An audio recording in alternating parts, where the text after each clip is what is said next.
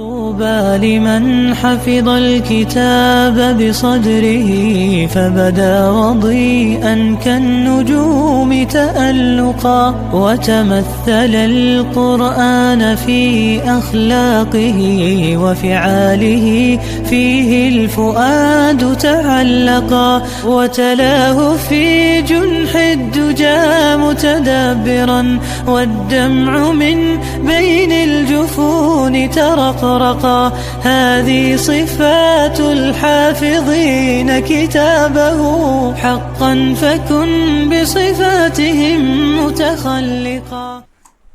السلام عليكم ورحمة الله وبركاته. بسم الله الرحمن الرحيم. الحمد لله والصلاة والسلام على رسول الله محمد بن عبد الله وعلى آله وصحبه ومن والاه.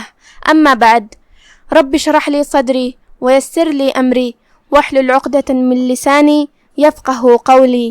شروع کرتی ہوں اللہ کے نام سے جو بڑا مہربان نہایت رحم کرنے والا ہے. انشاءاللہ آج کی یہ 8ویں درس میں سورۃ النصر کی تلاوت اور اس کی ترجمہ سماعت فرمائیں گے. تو شروع کرتے ہیں. اعوذ باللہ من الشیطان الرجیم. بسم اللہ الرحمن الرحیم. اذا جاء نصر اللہ والفتح. کلمت اذا میں یہاں الف کے نیچے زیر ہے، لہذا ہم حمزہ کو نیچے سے ادا کریں گے، جو کہ حمزہ کی ادائیگی حلق کے نیچے والے حصے سے ہے، تو اس کا دھیان رہے. پھر حرف دال ہے. دال کو ہم زبان کے سر اور اوپر والے دانتوں کے اندرونی کناروں سے ادا کریں گے. کلمت جاء، یہاں مد واجب متصل ہے. مد واجب متصل کا معنی ہے کہ حرف المد اور اس کی وجہ جو کہ حمزہ ہے دونوں ایک ہی کلمہ میں ہو. مد واجب متصل میں ہم اپنی آواز 4 مد کے برابر لمبی کریں گے. جاء، آخر میں حمزہ پہ زبر ہے، دھیان رہے ہم حمزہ کو صرف زبر سے ادا کریں گے، اپنی آواز لمبی نہیں کریں گے تاکہ مد الف نہ ظاہر ہو. کلمت نصر میں یہاں حرف الصاد ہے، جو کہ صاد حروف تفخیم میں سے ہے، لہذا ہم اسے منہ پھلا کے بھاری آواز میں پڑھیں گے. پھر حرف الراء ہے. راء پہ پیش ہے، یہاں راء کا بھی حکم ہے تفخیم. ہم صاد کو اور راء کو دونوں کو بھاری آواز میں ادا کریں گے. نصر. پھر اس کے بعد لفظ الجلالہ آتا ہے، مطلب کلمت اللہ. یہاں لفظ الجلالہ کا حکم ہے تفخیم، کیونکہ اس سے پہلے والے حرف پہ مطلب راء پہ پیش ہے، جو کہ ایک عام قاعدہ ہے کہ لفظ الجلالہ سے پہلے جو حرف ہے اس پہ پیش ہو یا زبر ہو یا لفظ الجلالہ سے آیت شروع ہوتی ہے تو اس کا حکم ہوگا تفخیم، مطلب ہم اسے بھاری آواز میں ادا کریں گے. لیکن اگر اس سے پہلے والے حرف پہ زیر ہے تو ہم لفظ الجلالہ کو ہلکی آواز میں ادا کریں گے، جیسے بسم اللہ، جو کہ یہ سورہ میں لفظ الجلالہ کا حکم ہے تفخیم، تو ہم اسے بھاری آواز میں ادا کریں گے. نصر اللہ. لفظ الجلالہ کے آخر میں ہا کے نیچے زیر ہے، لہذا اس کا دھیان رہے. کلمت والفتح، یہاں لام القمریہ ہے، لہذا لام پہ جزم ہے، ہم اسے ظاہر کریں گے اور لام کو جزم سے ادا کریں گے. آخر میں حرف الحا ہے. حا کی ادائیگی حلق کے درمیان والے حصے سے ہے، ہم حا کو وہیں سے پڑھیں گے اور اسے ظاہر کریں گے. والفتح. اذا جاء نصر اللہ والفتح ورأيت الناس يدخلون في دين الله أفواجا. کلمت ورأيت، جو کہ یہاں را پہ زبر ہے، را کا حکم ہے تفخیم، مطلب ہم را کو بھاری آواز میں پڑھیں گے. پھر حرف الالف ہے. یہاں ہم حمزہ کو حلق کے نیچے والے حصے سے ادا کریں گے اور اسے ظاہر کریں گے. دھیان رہے اس پہ زبر ہے تو ہم اسے زبر سے ادا کریں گے. ورأيت. کلمت الناس، یہاں نون پہ تشدید ہے، ہم نون کو 2 حرف کے برابر پڑھیں گے کیونکہ تشدید کی اصلیت 2 حرف ہوتی ہے. جیسا کہ یہاں حرف النون ہے، یہ 2 نون ہے، نون ساکن اور نون متحرک زبر سے. ہمیں تشدید کو لازم ہے صحیح سے ادا کرنا، کیونکہ اگر ہم اسے صحیح سے ادا نہیں کیے تو گویا کہ ایک حرف نہیں پڑھتے.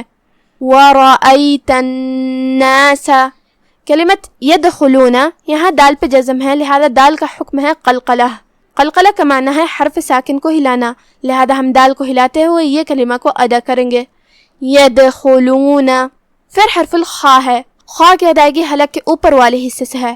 خا حروف تفخیم میں سے بھی ہے، ہم اسے بھاری آواز میں پڑھیں گے. کلمت دین، یہاں آخری میں نون کے نیچے زیر ہے اور اس کے بعد لفظ الجلالہ آتا ہے، مطلب کلمت اللہ. یہاں لفظ الجلالہ کا حکم ہے ترقیق، مطلب ہم اسے ہلکی آواز میں پڑھیں گے کیونکہ اس کے پہلے والے حرف کے نیچے زیر ہے. دین اللہ. کلمت افواج میں یہاں شروعات میں حمزت قطع ہے، ہم اسے ظاہر کریں گے.